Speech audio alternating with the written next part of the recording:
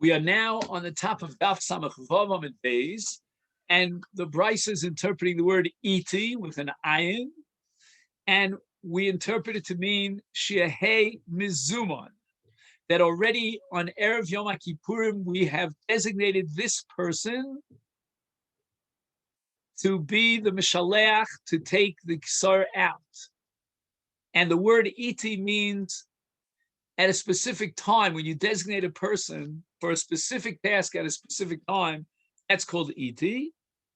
And furthermore, the word iti has another meaning, and that is vafilu b'Shabbos, on Yom Kippur, which is the time for the Soya Mishalech, even if Yom Kippur on that year overrides, coincides with Shabbos, vafilu b'Tumah. So we're going to now analyze this brisa. What does it mean, afilu b'Shabbos? What does it mean, afilu b'Tumah? But first, let's talk about the beginning of this brisa. And we derive from the word ish that even a non-Kohen is kosher to take the soyer out to the tzuk. And the Gemara says, ish lachshir pshita. I mean, shiluach hasoyer is not an avoda. Why would we think that we require a Kohen?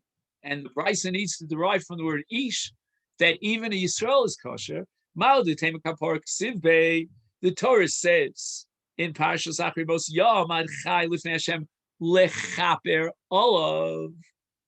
It means that the purpose of this sa'ir is to achieve kapara, and therefore, who's in charge of kapara? Who's in charge of bringing the avoda and the karbanos and the Beis Hamikdash for the purpose of engendering kapara? It's the Kohanim. Mashma Malon, therefore I need the brisa to derive from the pasuk ish that this is not a maisa avoda, even though it is for the purpose, the agenda of kapara, and if we don't need a kohen. Iti afilu b'Shabbos l'may hilchasa.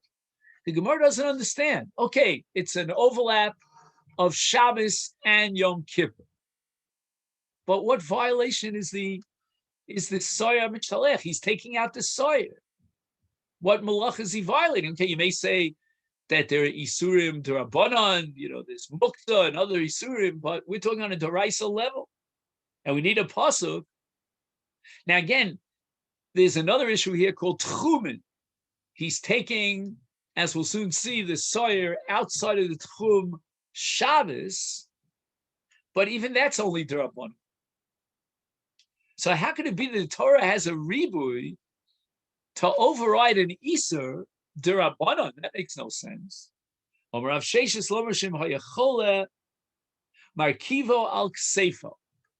Here we get involved in malachas hotzah, and the reason for that is because in an event that the soyer takes ill and it can't walk on its own, he, the mishalech, will carry the soyer on his back, and in so doing, he violates a malacha d'oraisa of hotzah mirshus l'shus, which is one of the 39 malachas. Now, the Ritva is wondering about the violation of hotzah with regard to soyer mishtaleach. The azara, okay, is a rishus harabim, and therefore he says if he's taking it out to the midbar, which is again a publicly accessible free area, free zone, he's going from a rishus harabim to a rishus harabim. It tirates, and the Ritva answers shakavono leitzer havaras dalad amas b'rishus harabim. The problem is that before he leaves the azara, if the animal is ill and he's carrying it on his shoulders, he's violating the Isser of Havaras Dalad Amos Birshus Harabim. So the Gemara rejects this. Why? Because we have the famous principle of Rabbi Nosson. Keman Delok Rabbi Nosson. You're now contradicting the famous principle of Rabbi Nosson called Hachai Noseis Atzma, that there is no meleches hotzah when you carry a live being, whether it's a human being or an animal, because it's considered as if you're getting help from the human being himself or from the animal itself. It's moving along with you. Omar, doesn't Rabbi Nosson say it's a Gemara in Shabbos Taf Tzadi Dalid? Chai no say is atzmo. So the Gemara answers, Afilu Tema, Rabbi Nosson. When does Rabbi Nosson apply the principle of Chai no say is atzmo? That's only in a case where the animal that you're carrying has the ability to carry himself, or the human being. Let's say the human being is a tinok, a baby. Newborn babe can't carry itself. Then you'll be chayav for carrying the baby, even according to Rabbi Nosson. So in the Havamina, the Gemara thought that we can apply the principle of Achai Nosi Asatzma Rabbi Nosson, and therefore there's no violation of Shabbos. In the worst case scenario, if you carry a live being, you violate an Issa D'Rabbanan. But again, we're looking for an Issa D'Oraisa. But the Maskana of the Gemara is that there is an Issa D'Oraisa, even according to Rabbi Nosson, in event that the animal took sick, because then the animal can't carry itself, and we no longer apply the principle of Achai Nosi Asatzma. Omar Rafram, with regard to this brisa, can we derive a pretty far-reaching conclusion from this brisa with regard to Hotzah and Eruv on Yom Kippur? Omar Rafra, for the fact that we need a special Yalfusa to allow the Shliach to take out the Sawyer even on Shabbos. So Meres, this really proves that Eruv Votzah l'Shabbos v'ein Eruv Votzah l'Yom Kippur. If we assume that there's an Isser Hotzah on Yom Kippur, which means that Yom Kippur basically essentially has the sanctity of Shabbos, and just like Hotzah is one of the 39 malachas on Shabbos, so too it's one of the 39 malachas on Yom Kippur, then by definition the Torah is overriding malacha every Yom Kippur. Let's say 6 out of 7 times Yom Kippur does not fall on Shabbos. And the Torah commands us to take the Sawyer out to the Midbar. We're violating the Yisrael Tzah. So what difference does it make if it's Yom Kippur and Shabbos? Every Yom Kippur, we are commanded by the Torah to implement the Shiluach HaSawyer Lazazel, despite the Yisrael Tzah. The answer must be is that Yom Kippur itself does not have an Yisrael Tzah. There's no need for an Eruv, because the Torah considered Yom Kippur to be like a Yontif. And just like there's no Yisrael Tzah on Yontif, there's no Yisrael Tzah on Yom Kippur. Therefore, in a case where it's Yom Kippur and Shabbos, I really don't know. I'm in the dark as to whether or not we override a Malacha D'Oraisa of Hotzah on Shabbos. And for that, I need the pasuk Iti Afilu b'Shabbos. Then we go on to Iti Afilu b'Tumah.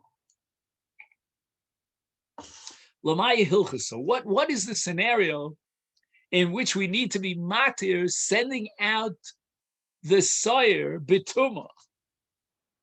I mean, the Issa Tumah means when you enter into the Mikdash and you're Tameh, or for example, if you're Metameh something that's Kodesh, but the Shaliach who's taking out the Sawyer b'Shaliach, where he's not going into the Mikdash, so what's the violation of Tumah here that we need a special leniency? And the Gemara answers, Rav Sheshes, Lomar Shem Nitma V'Shalcho Nichnas Tameh Lazora. When the Mishaleach, who was designated on Erev Yom Kippur, contracted Tumah, and now in order to receive from the Kohen Gadol in that Mesira, the Sawyer, he's got to enter into the Azara.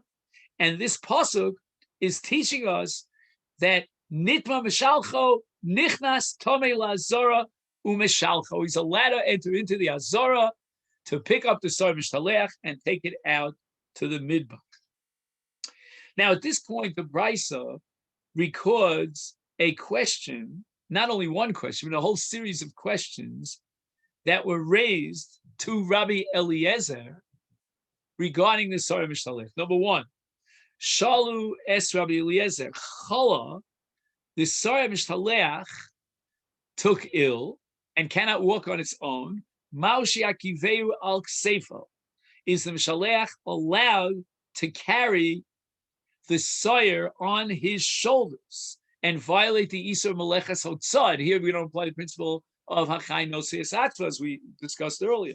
Amar lehen, Rabbi Eliezer pushed them away. He said to them, on the contrary, the Sawyer is so healthy and so strong that Yachalu Laharkiv Anivatem, the goat could carry you and me. And basically, he avoided the question. And we're going to see this as a pattern over and over again. Now the Talmidim ask Rabbi Eliezer, Chala mishalcha. What if the shliach himself took ill? Maushi shalchenu biyad acher. Should we pick up someone and designate him to take out the sawyer? He was not designated yesterday. Amolahem, Rabbi Eliezer says, Ahei b'shalom anivatem. You're worried about the shliach taking ill. Don't even ask me questions about that. Will we replace him and how do we replace him? Why should you ask these questions? Till sein gesund, as we say, be healthy. Don't ask about scenarios of that sort. Another question they asked Rabbi Eliezer. Dechafo v'lo mes ma.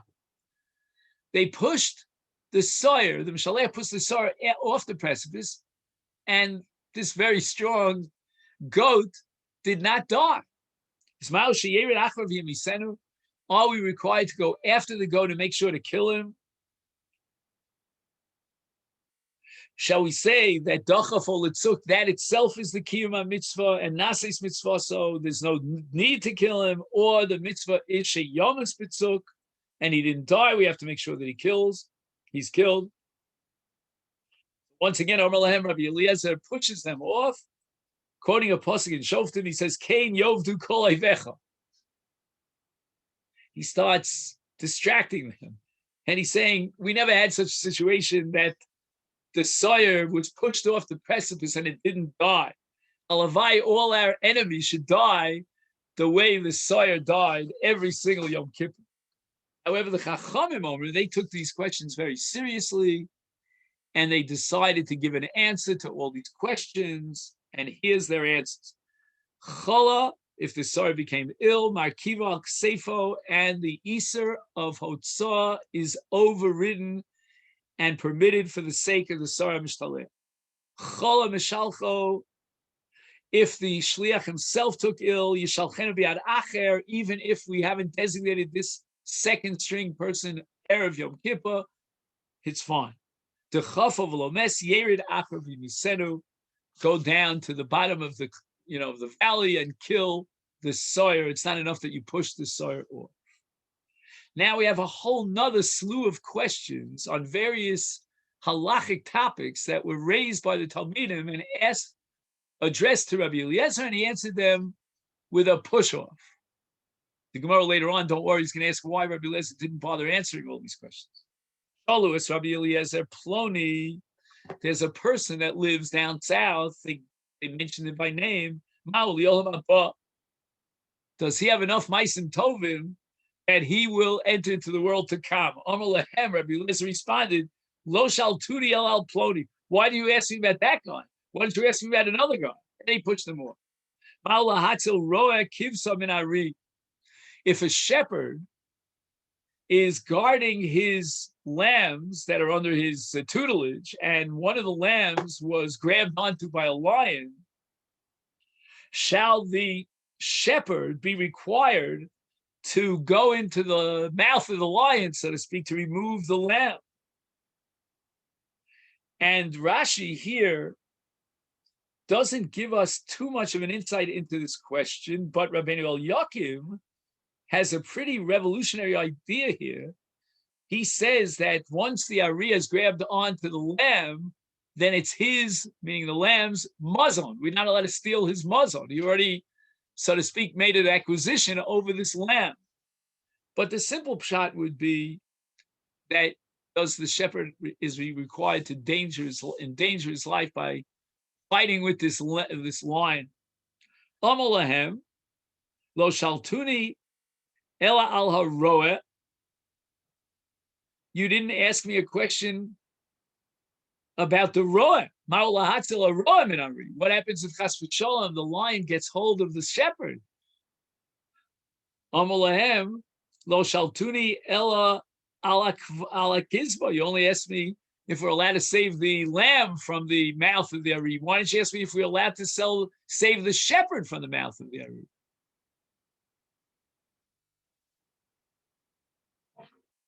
Now here we have a Tosis Yeshanim who says that they were asking about the Maisa of David and Bathsheba, very radical pshat.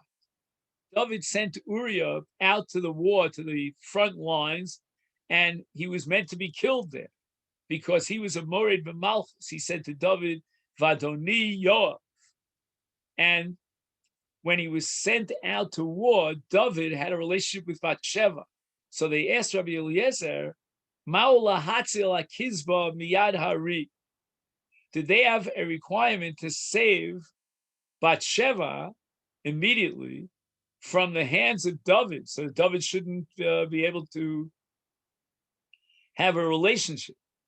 Or can we accept the principle of Rabbi Yona's son that anyone who goes out to Milchamas Beis David, he gives a get, creases Le'ishto, as the Gemara establishes in Ksubas Daf Tes of Beis and elsewhere. So therefore, Bathsheba was already divorced from Uriah, and therefore we don't save her from the hands of David. Again, this is all a metaphor for David and Bathsheba.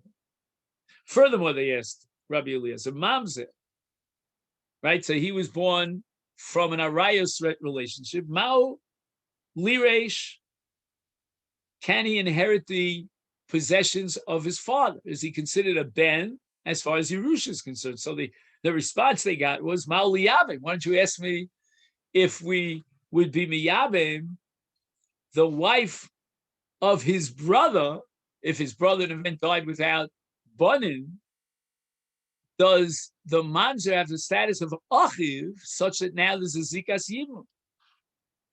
Ma'u, they asked him, lasudas beisa. After the Churban Abayis, we took upon ourselves certain strictures that we shouldn't be enjoying things too much, ornaments and so forth.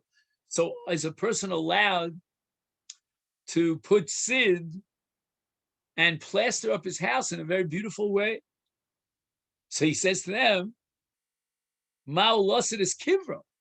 You should ask, there was a very sophisticated method of creating a tombstone around the graveside, and they did it with sid. Maybe after the Churban Abayis, we're not allowed to do that. You should have asked me that question.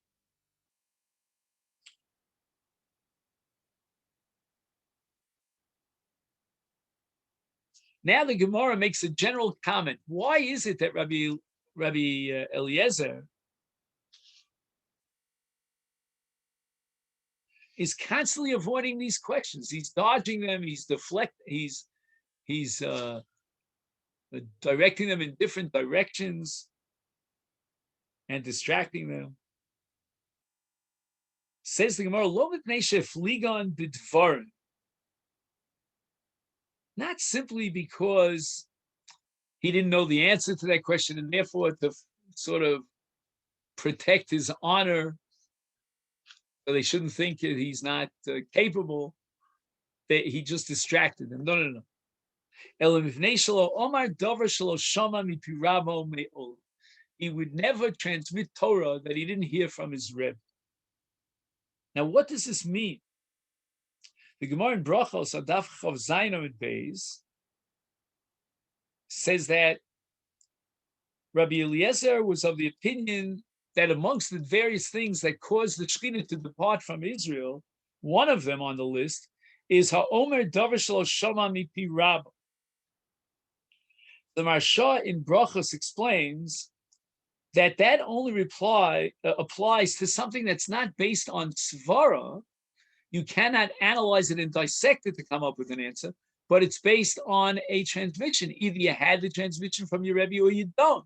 And if you don't answer the question. However, davar sha'omer misvara, if it's something that we derive logically and through analysis, mutar lomar. He's allowed to give his analysis and tell the halach, answer the question, af shelo shama mi rabba. And apparently, all of these questions were brand new questions in the sense that there was nothing in the world of halacha, no analytic skills or methodologies would have helped him to come up with the answer. He needed a Masorah, he needed a transmission, and he had no Masorah. And in the footnote here, he quotes the Sfas Emes, who says that B'chai Rabban Hichmiru, that during the lifetime of your Rebbe, you have to be very careful and not to answer questions that you didn't hear them from your Rebbe. You can't quote it from your Rebbe. And that's called Kvod Rabba. The Achar Misaso, then of course you're allowed to give an answer to your question. And this case of Rabbi Eliezer, apparently his Rebbe was still alive. That's according to Sfas Emes. And finally, there's Rabbi Yona in Brachos who says that Omer Davashal Shoma Mirabo means emphasize the word Mirabo, that he says in the name of his Rebbe, even though he never heard it from his Rebbe. And that's going to cause the Shechina to depart. Shola Isha Chachamis Rabbi Eliezer, another case where Rabbi Eliezer deflected the question and distracted the questioner.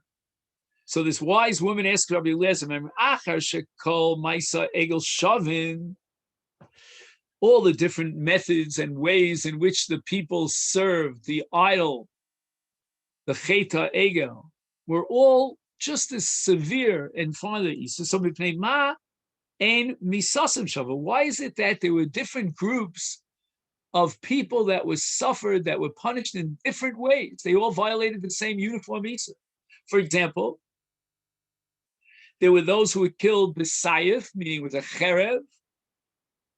There were those who died in a magefa.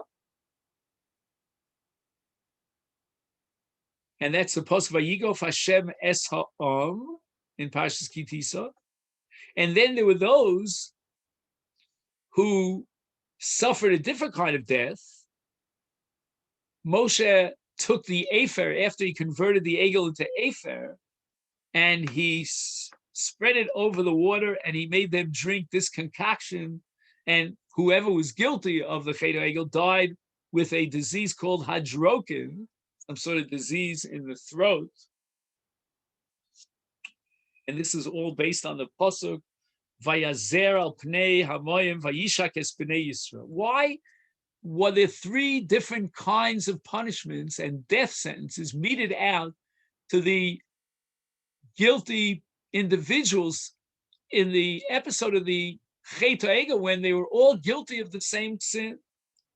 Amalei, Amallah. So Rabbi Elazar responds, Ein chachma leisha el b'pelach. You know what? You should be taking your godly endowed gifts and talents and utilizing them. This is way beyond your scope. You should not be choker in these areas of chachma. And the pasuk says in Mishlei that the women are weaving. B'cheinu Omer, and the pasuk in Parshas Truma says about the Melechas HaMishkan, Kol Isha Chachmas Le B'Yodeh Tavu. She would take the various threads and combine them, intertwine them. You got plenty of work on you. Don't bother with all these questions. Now, in this case, her questions were very serious questions, very smart questions. And it could be that Rabbi Eliezer himself, at a later time when he got in front of his Talmidim, he gave the answers. But now we're going to see the answers that were given in the next generation. Itmar, Rav Levi, Chad Omar, according to one opinion, the people of Israel would divide up into the following categories. Zibach v'kiter, those who did a real action of Avodah Zarah. They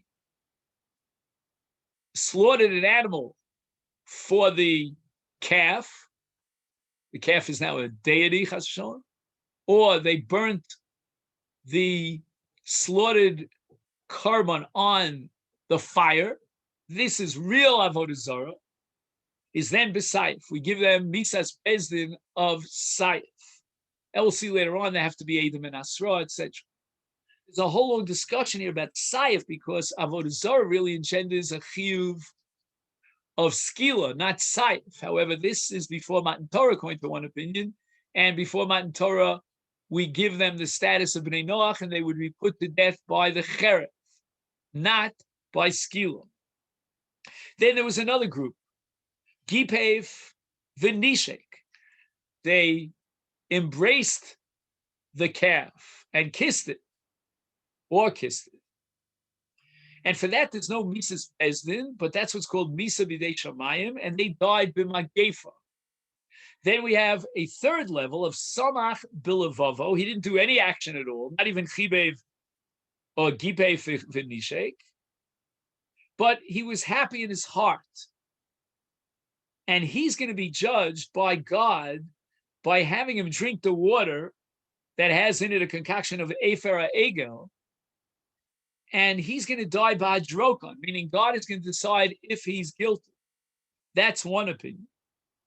Chadamar, according to another opinion, this difference in the various punishments of death is the following. If someone worshipped the Egel with Eidim and Asra, so there were witnesses and they gave him a warning that he will be killed by Bezdin's Nidon B'Sayev, Eidim below Asra, if there were witnesses, but there was no warning, B'Misa, he will die b'dei Shamayim and Magefa.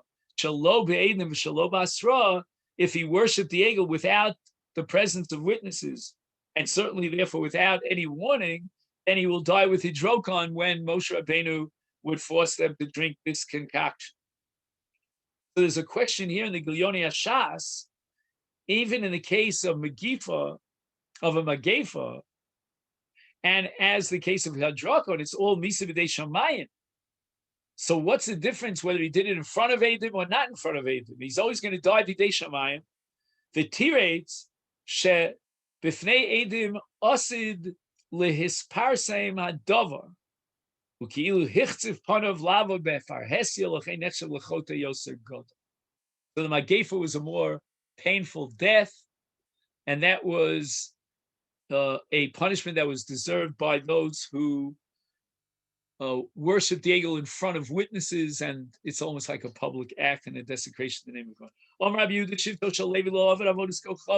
At the time of the Egel, not one member of the tribe of Levi worshipped the Egel Shenemar. It says in the aftermath of the Masechet Egel, Shmos Lamed Beis Vayamod Moshe B'Shara Machne Vayomer Mila Shem Elai. And what's Mila Shem Elai? Those who fear God and did not worship the Egel, come to me. And the entire Shevet Levi gravitated to Moshe, and we see from here that none of them worshipped the Egel. And that's why they were considered Yirei Hashem Shalochot Egel Ve'Mila Hashem Elai.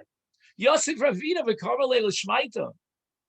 He said over this piece of Torah of Rabbi Yehuda that none of the Leviim worshipped Avodas Kochavim. Esvei B'nei Rav Papa Bar Abel or Ravina. What are you going to do with the pasuk? The pasuk says that in the aftermath of the Chet HaEgel, the Leviim killed those who were guilty. And the pasuk says explicitly, this is in Dvarim Perek Lamed Gimel,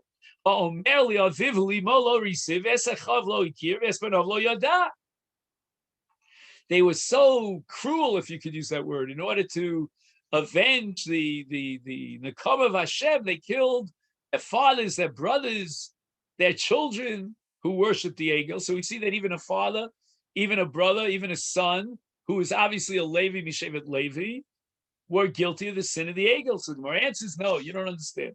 What does it mean? Omerli Aviv? What's Aviv? It means a Zayda.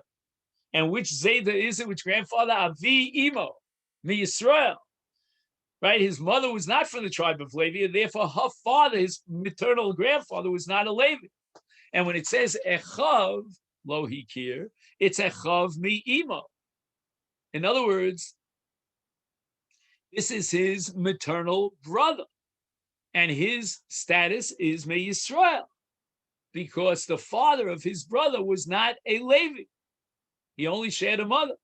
And Banav, it means B'nei Bito Mi Yisrael, grandson, through his daughter. She married a Yisrael, and the child therefore is Yisrael. But not one member of Shevet Levi violated Avodah Zarah. The Mishnah says, V'kevesh, Asulo, they built a bridge so that the Bavliim would not be able to rip the hairs out of the Shliach, of the head of the Shliach. Amar Rav Barachana, lo Bavliim hayu el Alexandrium hayu. These were people who came from an area, city in Mitzrayim. Now, why did the Mishnah call them Bavliim? Mitoch, because Bnei Eretz Yisrael sonim es Bavliim. They really had it in against the Bavliim. They resented the Bavliim because at the time of Ezra, the Bavliim remained in Bavel. They refused to join them on Aliyah Eretz Yisrael, to Eretz Yisrael. Or you Koronosan al Shmon. it was a pejorative name.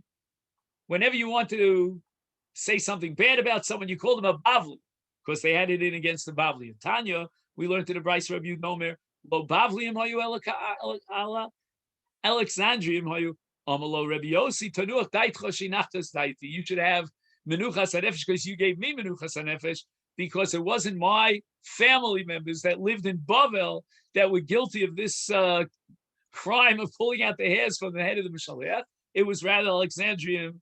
It was Jews from Egypt. Tana, we learned in the Brisa, Masha hates Firadin. Again, this is Aramaic. It means in Hebrew, Madua tis misakev soyer zer kan. What were these so-called Alexandrian? What were they nervous about? Why are you waiting around? You're the shliach, chove dora sagian. The avonos, the sins of the generation, are very heavy, and they're all after the vida the Kohen Gadol resting on the head of the shoulders of the soil. Get out of here, take it out. Every second you delay, and the Mefarshim say that God judges the world based on numbers, and if you wait too long, it could be that before we get to kapara of the soyer, there'll be a majority of chotim, and then the whole nation of Israel, chas v'sholom, will suffer a bad condemnation. The Mishnah tells us now, they would escort the person who is the Mishalech of the Soyer from Yerushalayim at Sukkah Rishona. There were booths that were set along Eser Sukkos from Yerushalayim at Litzuk. There were 10 such sukkos, and the Anshe Yerushalayim HaChashuvim would escort the Mishaleach up to, but not beyond the first sukkah, and then there was a person in the first sukkah who would escort him to the second person in the next sukkah, etc., etc., etc. And here on the top of Samach Zion, Tishim Rim, which means that the Mishnah is telling us in measurements how far was this sukkah from Yerushalayim until you got to the tzuk. Shiva umechza lechol mil. Risim have 7.5 risim per meal, and a meal is 2,000 amma. So the distance from Yerushalayim until the tzuk was 12 mil, 12 times 2,000 amma. And there were 10 points on the way where he would stop at the sukkos, from Yerushalayim to the first sukkah, to the second sukkah, until they got to the last sukkah. Now, what happened when they arrived at the sukkah? That'll hold in suspension, keep you in tension until Mirz Hashem tomorrow. So tomorrow we'll start here on the top of Samach Zayin. Thank you, and have a great day.